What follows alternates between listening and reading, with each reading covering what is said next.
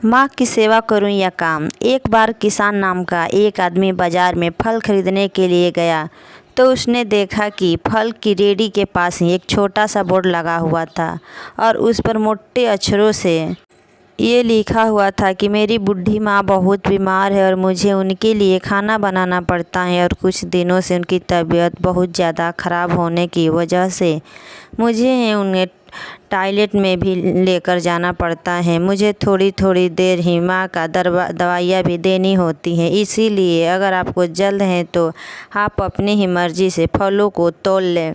और इन सभी फलों के रेट साथ में ही बोर्ड पर लिखे हुए हैं। अगर आपको फलों के रेट ज़्यादा लगे तो आपको जो भी सही लगे उतने ही पैसे तराजू के बगल में एक पत्ते के नीचे रख दें।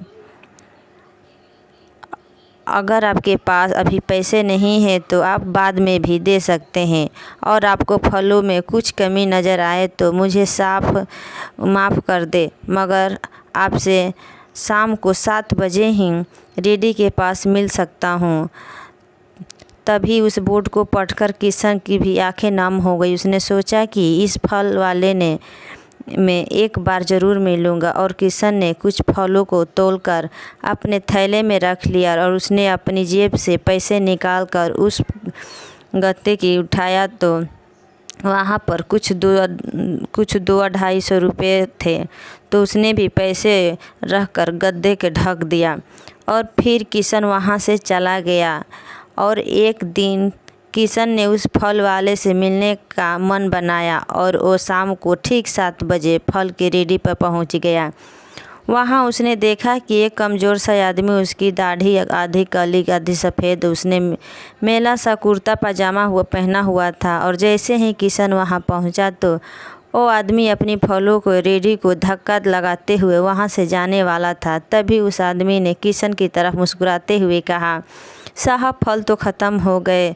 तो किशन ने उसे रोकते हुए कहा कि ज़रा रुकिए, मुझे फल नहीं चाहिए, मैं तो सिर्फ आपसे मिलना चाहता हूँ। तभी वो फल वाला हैरान होकर रुक गया और तभी उसने अपनी रेडी के नीचे से एक स्टूल निकाला और उसे अपने गमछे से साफ करके उस पर किशन को बैठाने के लिए कहा। तभी किशन ने कहा आदमी से, अरे नहीं नहीं, इसकी कोई ज़रूरत नहीं है, मैं तो सिर्फ आपके बारे में कुछ जानना चाहता था।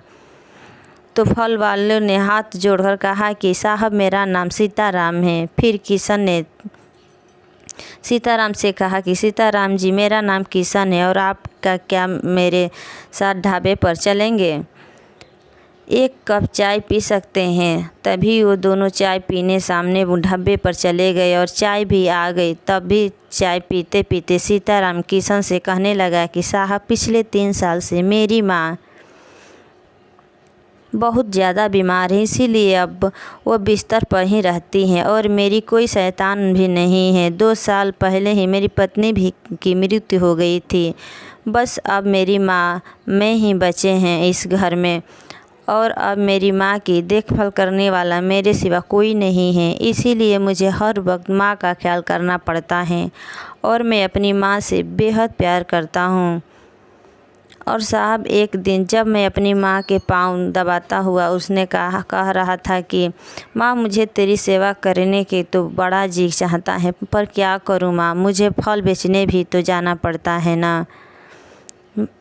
और तू है कि मुझे रोज़ ही अपने पास रोक लेती है माँ, और घर में भी खाने को कुछ भी नहीं है। अब तू ही बता मैं क्या करूँ। तभी मेरी माँ ने मेरे सिर पर हाथ फेरते हुए मुझसे कहा कि बेटा मैं चाहती हूँ कि जब तक मैं ज़िंदा हूँ तब तक तू मेरे पास ही रहा कर। तू मेरे पास नहीं होता तो मेरा मन बहुत घबराता है, न जाने मेरी जान कब निकल जाए। और इतना कहते ही उनकी आँखों में आंसू आ गए। तभी मैंने अपनी माँ से कहा कि तू रो मत माँ, जैसा तू कहेगी मैं वैसा ही करूँगा। अब से मैं फल बेचने नहीं जाऊँगा, बस तेरे ही पास रहूँगा माँ। तब मेरी माँ ने मुझसे कहा कि सीताराम तू कल से ऐसा करना कि अपनी फलों की रेडी पर वहीं छोड़ आया कर और हमारी किस्मत में जो भी कुछ है वो हमें कमरे में बैठकर मिल जाएगा। और तू शाम को जाकर फलों की रेडी लेकर आया कर। मैंने अपनी माँ से कहा कि माँ क्या बात करती हो, अगर फलों की रेडी वहाँ छोड़ आऊँगा तो कोई चोर चुरा कर सब कुछ लेकर चला जाएगा और बिना माली के कौन फल खरीदने आएगा। तभी माँ ने कहा तू ईश्वर का नाम लेकर अपनी फलों की रेडी को भर कर छोड़ा, बस ज़्यादा बकबक मत कर और शाम को तू खाली रेडी ले आया और तेरा एक भी पैसा कोई नहीं चोरी करेगा, बल्कि तू वहाँ पर नहीं रहोगा तो 10 जाने तेरी फलों की रेडी का ध्यान रखेंगे और बाकी तू उस पर छोड़ दे। और किशन साहब मेरी माँ की कहती बातों को मान कर ही मैं रोज़ रेडी सुबह वहाँ छोड़कर चला आता और शाम को खाली रेडी ले जाता और इस तरह मैं अपनी बूढ़ी माँ की दिन भर सेवा भी कर लेता हूँ। और ये तो कुछ भी नहीं साहब, आज तक फलों की ख़रीदारी में 1 पैसे का भी हेर फेर नहीं हुआ और बल्कि कुछ लोग तो बस बोर्ड को पढ़कर थोड़े बहुत ज़्यादा ही पैसे रख कर जाते हैं और तभी मेरी माँ के लिए फूल रख जाते हैं, तो कभी कोई हम दोनों के लिए खाने का टिफ़िन रख जाते हैं। परसों किसी ने अपनी एक छोटी बच्ची के हाथ पुलाव बनाकर शाम को मुझे भिजवा दिया और कल साहब कोई डॉक्टर फल ले आया होगा तो उसने मेरे गद्दे के नीचे अपना एक कार्ड और एक पर्ची छोड़ दी जिसमें लिखा था कि अम्मा जी की तबीयत में सुधार न आए तो कृपया मुझे इस नंबर पर कॉल कर लेना, मैं आ जाऊंगा। और साहब इसी तरह करते करते आज 8 महीने निकल गए, तभी कोई किसी बात की कमी नहीं हुई और मेरी माँ की कही बात बिल्कुल सच हो गई। अगर हम ऊपर वाले पर सच्चे मन से विश्वास करेंगे तो हमारा ज़रूर ध्यान रखेगा। और यही नहीं साहब, यहाँ जो लोग आते जाते हैं, मेरे फल खरीदने आते हैं, वो भी बहुत अच्छे हैं, उन्हें भी मेरी दिल से बहुत सहायता की है। पहले मैं सोचता था आज के ज़माने में कोई किसी का भी ज़रा भी सहायता नहीं करता, मगर साहब अब मैं जान गया हूँ कि आज भी इस दुनिया में बहुत से ऐसे लोग हैं जो दूसरे की सहायता करने के लिए हर वक्त तैयार रहते हैं और उन सब का दिल से शुक्रिया करता हूँ।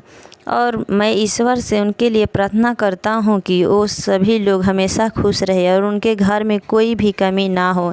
सीताराम की ऐसी बातें सुनकर किशन भी आंखें में आंसू आ गए। तभी सीताराम किशन से कहता है कि साहब आपका चाय पिलाने के लिए धन्यवाद, मगर अब मैं चलता हूँ, मेरी माँ राह देख रही होगी और मुझे उनके लिए खाना भी बनाना है। और ये कहकर सीताराम वहाँ से अपनी रेडी लेकर चला गया और किशन वहीं खड़ा के खड़ा सोच रहा था कि हे भगवान, ऐसा बेटा घर में जो सीताराम की तरह ही है, वो अपनी माँ की हमेशा सेवा करे। तो दोस्तों, जीवन में अपने बूढ़े माँ बाप से कभी भी घृणा मत करना और उस समय की खूब सेवा करना। हाँ दोस्तों, माँ बाप के साथ साथ उन सब लोगों को भी सहायता करो जिन्हें आपकी ज़रूरत है, ताकि दोस्तों हमारे साथ साथ वो लोग भी जीवन में हमेशा खुश रहे। धन्यवाद।